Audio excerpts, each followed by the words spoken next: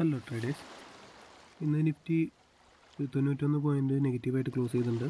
Bank Nifty ഒരു 500 point അടുത്ത് negative closing. Nifty finance 153 point നെഗറ്റീവിൽ ക്ലോസിങ് ചെയ്തിട്ടുണ്ട്. നിഫ്റ്റിയുടെ നമ്മൾ ഇൻട്രാഡേയിൽ എടുത്ത് നോക്കുകയാണെങ്കിൽ ഫസ്റ്റ് നമുക്കൊരു ഡെയിലി ടൈം ഫ്രെയിമിൽ നോക്കാം. ഡെയിലി ടൈം ഫ്രെയിമിൽ നമുക്കൊരു ബിയറിഷ് ക്യാൻഡിലാണ് കാണുന്നത്. ഇന്നലെയും നമുക്ക് ഇതുപോലെ ഒരു ബിയറിഷ് ക്യാൻഡിലായിരുന്നു. ഇന്നും ഒരു ബിയറിഷ് ക്യാൻഡിൽ തന്നെയാണ് ഫോം ആയിരിക്കുന്നത്.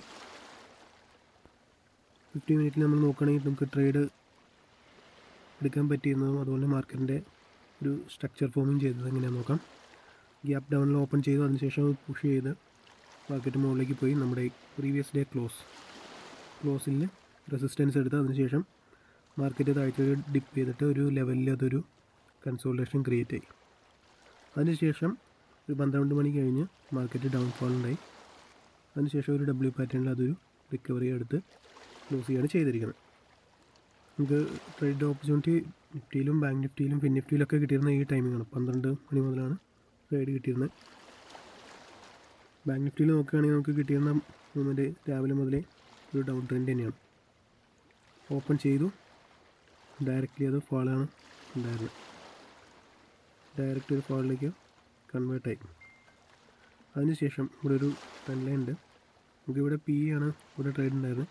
അതിനുശേഷം ഒരു 2 മണിക്ക് ശേഷം അതൊരു റിവേഴ്സ് ഒരു സപ്പോർട്ട് എടുത്തു. അപ്പോൾ നമ്മൾ നോക്കുകയാണെങ്കിൽ നമുക്കിവിടെ ഒരു ബൈയിങ് സോൺ കാണാം. ഈ ലെവലൊരു ബൈയിങ് സോണാണ്. ഈ ലെവലിൽ ഒരു സപ്പോർട്ട് എടുത്ത് അതിനുശേഷം അതൊരു മാർക്കറ്റ് റിക്കവറി ഒരു ഡബ്ല്യു പാറ്റേൺ നമ്മൾ 15 മിനിറ്റിലാണ് ഇപ്പോൾ നോക്കിയത്. 15-ന് പകരം ഒരു 5 മിനിറ്റ് ടൈം ഫ്രെയിമിലേക്ക് നമ്മൾ കൺവേർട്ട് ചെയ്യുകയാണെങ്കിൽ നമുക്കിവിടെ ഒരു പെർഫെക്റ്റ് ഡബ്ല്യു പാറ്റേൺ കാണാം. ഇവിടെ ഒരു ഡബ്ല്യു പാറ്റേൺ നമുക്കിവിടെ കാണാവുന്നതാണ്. മാർക്കറ്റ് ഇവിടെ നിന്ന് വന്ന് ഡബ്ല്യു പാറ്റേൺ ക്രിയേറ്റ് ചെയ്തു. നമുക്കൊരു ട്രേഡ് എൻട്രി ഉണ്ട്. എങ്ങനെയാണ് നമ്മൾ ബാങ്ക് നിഫ്റ്റിയിൽ ഉണ്ടായിരുന്ന മൂവ്മെൻറ്റ്സും ട്രേഡും എല്ലാം തന്നെ എങ്ങനെയാണ്. ഫിൻ നിഫ്റ്റിയിൽ നമ്മൾ എടുത്ത ട്രേഡ് നോക്കുകയാണെങ്കിൽ ഫസ്റ്റ് മോർണിംഗിൽ ഒരു ഗ്യാപ്പ് ഡൗൺ വന്നു. അതിനുശേഷം ഡൗൺ ചെയ്തിട്ട് ഒരു ലെവൽ നമുക്കിവിടെ ഒരു മാർക്കിംഗ് ഉണ്ടായിരുന്നു.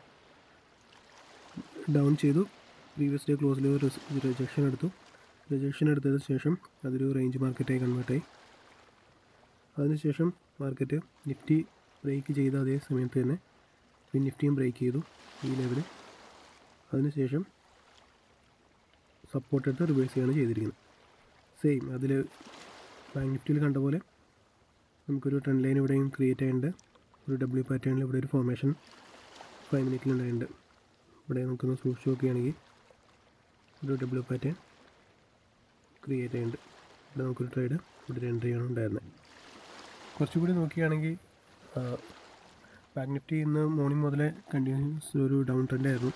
പക്ഷേ നിഫ്റ്റി ഒരു റേഞ്ച് കഴിഞ്ഞ് 12 മണി മുതലാണ് അത് ഡൗൺ ട്രെൻഡിലേക്ക് ഫാളായത്.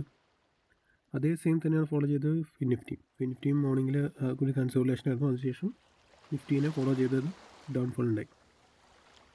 കുറച്ചും കൂടി ഡബ്ല്യു പാറ്റേൺ റിവേഴ്സൽ നമുക്ക് കിട്ടിയിരുന്നത് നമ്മുടെ ഫിൻ നിഫ്റ്റിയിലാണ്. നല്ലൊരു ഡബ്ല്യു പാറ്റേണും അതിനുശേഷം നല്ലൊരു മൂവ്. ഒരു പോയിൻ്റ് വൈസ് നമ്മൾ നോക്കുകയാണെങ്കിൽ ഒരു 100 പോയിൻ്റ് മൂവ് അപ്പ് സൈഡ് നമുക്ക് കിട്ടിയിട്ടുണ്ട്. സോ പി സൈഡും കോൾ സൈഡും നമുക്ക് രണ്ട് സൈഡിലേക്കും പുട്ടും കോളിലും നമുക്ക് ഒരു ട്രേഡുകൾ കിട്ടിയിരുന്നു. ഇപ്പോൾ നിൽക്കുന്ന ലെവലുകൾ നമ്മൾ നോക്കുകയാണെങ്കിൽ ഒരു ഡൗൺഫാളിലാണ് മാർക്കറ്റ് നിൽക്കുന്നത്.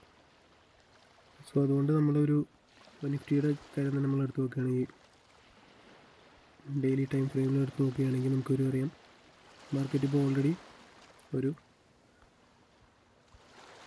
ലെവലിൽ നിന്നത് സ്ട്രെച്ച് ചെയ്ത് നിൽക്കുകയാണ്. ഒരു down trend perfect down trend എന്ന് വേണമെങ്കിൽ പറയാം. ഹയർ ഹൈസും ഹയർ ലോസും ഒരു ഫോർമേഷനിൽ തന്നെയാണ് പോകുന്നത്. അതും നമുക്ക് വീക്ക്ലി ചാർട്ടിലേക്ക് ഒന്ന് കൺവേർട്ട് ചെയ്യാം. ഓൾറെഡി ഇത് വീക്ക് ക്ലോസ് ആയിരിക്കുന്നതുകൊണ്ട് നമുക്ക് വീക്ക്ലി ചാർട്ടിലേക്കും കൂടി നോക്കുകയാണെങ്കിൽ എന്താണെന്നുള്ളത് പെർഫെക്റ്റ്ലി നമുക്കൊരു ഐഡിയ കിട്ടും.